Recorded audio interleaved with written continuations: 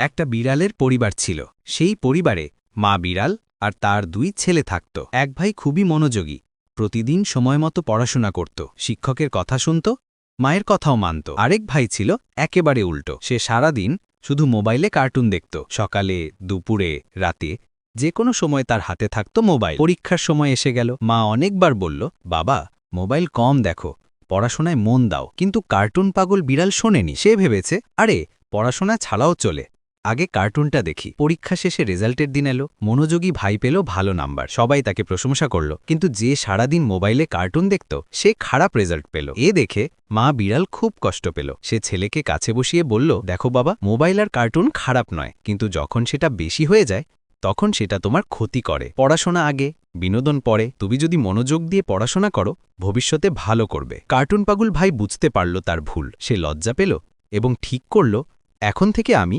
পড়াশোনা করব আর সময় মতো কার্টুন দেখব। এভাবেই 2 ভাই আবার একসাথে পড়াশোনায় মন দিল।